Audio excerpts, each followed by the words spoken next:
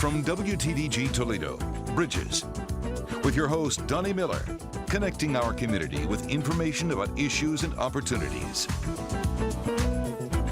Good Sunday morning and welcome to Bridges. We are so glad to have you here. As you know, we've spent the whole month talking about what it takes to start a new business. You know, what you need to do when you get that idea and you get that energy and you really want to put that passion into place. We talked about what resources there are in the community to support your business once you've got it up and running. And last week we talked about, believe it or not, the money in the community that's available to support your small business. Yes, there are places that you can get money other than a bank to support your small business.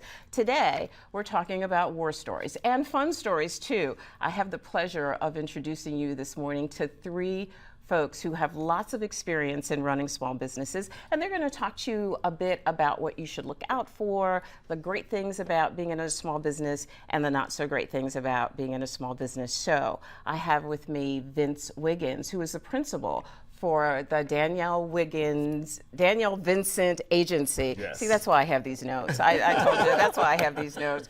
We've got Kim Chapman, who is the Director of Operations at Tonic Studios. Yeah.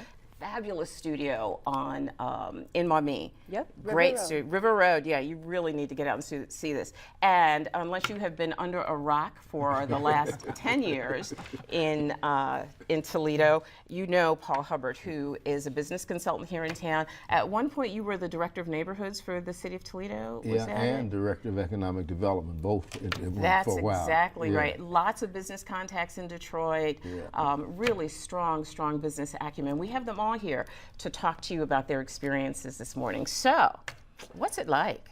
Is it scary? I think, it is. Initially, it is pretty scary, particularly if you have... I just need to tell you, I knew the PR guy would go first. I just want to say, just say it. I knew the PR guy would go first. That's all right. Well, when you have people depending on you, I mean, from a personal perspective, it's scary when you have to step out there and you're going to explore something new. No matter if you feel you've got a foolproof business plan or not, it's still difficult to sometimes get rid of the nervousness, the anxious nights. And then the positive aspect about it is that, you go to bed sleeping, thinking about your business, but it's a pleasurable experience because the one thing that you keep in mind is it's yours. Yeah. So it's always a pleasurable experience, and your mind sometimes is overconsumed with that, but there's pluses and minuses. You just got to figure out the right balance to make sure that you stay, on an even keel. Do you still have your West Coast office? No, we don't. Actually, my partner moved to Minnesota, got married and moved to Minnesota. So when that put you down. Yeah. All right, that's all right. Some things trump business. Right. And she was telling me, sorry, I have to go. I'm married, and this is my dream. I don't have to work anymore. So. I'd like to mention some of the things that you look out for, though, going into business, because if you don't look out for a few things, then there's mistakes. One thing is we all have to know numbers don't lie. And a lot of people think they have an excellent idea that their numbers are going to be twice as much than the national average. So therefore, they get into debt service based up on those numbers. And when they find out that their numbers are about what the national average are, whatever the business is, they can't handle the debt service. So always take a look at whatever the national average of income is, and then predicate your debt service on that. It's so interesting that you say that, because every single one of our experts over this last month has said exactly that. Okay. You got to have a strong business plan. You got to have a great grasp on your financials around the plan, because even though it's your dream, there are some realities that go along with that dream. So thanks for reiterating that. Oh yeah, and then also you need to find your network. Networking is big now. Yeah. And you find a network in the business. If you can't, there's things like the Black Chamber that's headed up by Jay Black now, the Hispanic Chamber, the Toledo Chamber. You can find your networks within those particular things, and that's how you. And social media is big now also. Yeah, those things are really important. And networking, I mean, we didn't get to talk much about networking on the show, but that is so critical. In fact, that's the way I met Kim. I was actually at her Pilates studio, and here she is. So yeah, Kim, what's the process been like for you? Actually, I was going to say, you just have to be flexible because it's unpredictable. And my business sort of took a life of its own.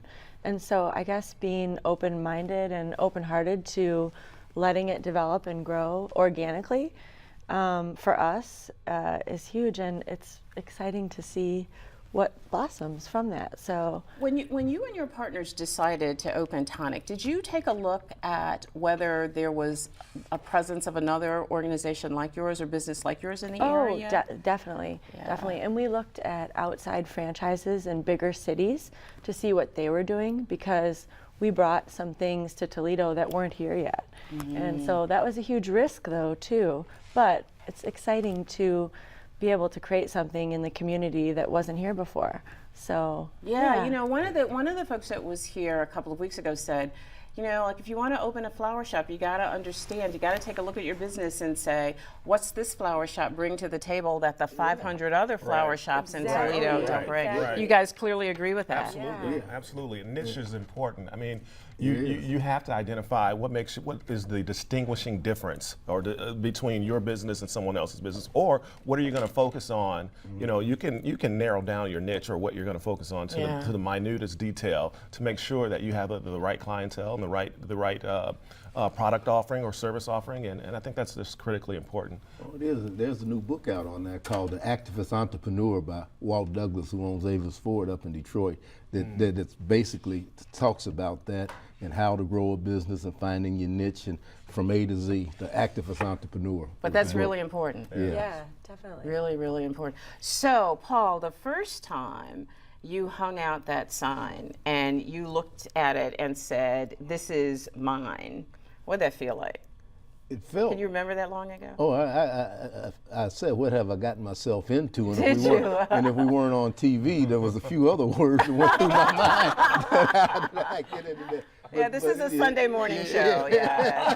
Thank you. People coming from church. Yeah, yeah. Right. And that's the second thing I did was pray. Let's pray. But you look at it, and one of the things that I didn't know, and people don't want to hear this, but I put it out there to look out for. You hire employees, you feel good, but they're gonna steal.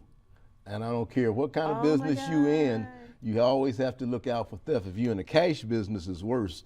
But I mean, I've been in the bus transportation business. Found people will go to a gas station and charge gas on you. They will find some way to really, You know what? I had forgotten that. I had heard that from some friends of mine who had started retail stores. Yeah. And they talked about the amount of inventory that just sort of came away missing. I mean, that's cold water on your dream, isn't it? And most of us employed, not necessarily the outside shoplifters. Right, that's what they were talking about. Yeah, so whatever business you're in, just watch out, because even if it's not a cash business, they will figure out how to steal. Yeah, let's talk about employees for a minute, because that's got to be really key, having good employees. And I have been some places. I want to take this minute to shout out to Rita, who I met over the weekend, who is a wonderful, wonderful person who works at Macy's. She made me spend far more money than I intended to, which is a sign of a great associate. So hey, Rita,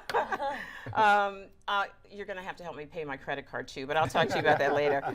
So that has got to be like a really key thing. Totally. Kim, It is. Yeah, Kim? it's, for me, my team, without my team, it's not possible. Tonic doesn't work. And we have men and women, and they're all so versatile in their talents. And I think that's what keeps people coming back, because they can take one yoga class on Monday that might be more of a restorative class, but then maybe Wednesday they want a power yoga and they want to really sweat and get some cardio in. So it's exciting, and people like to keep it new and keep changing their regimen. So yeah. How do you decide who the right people are to be around you?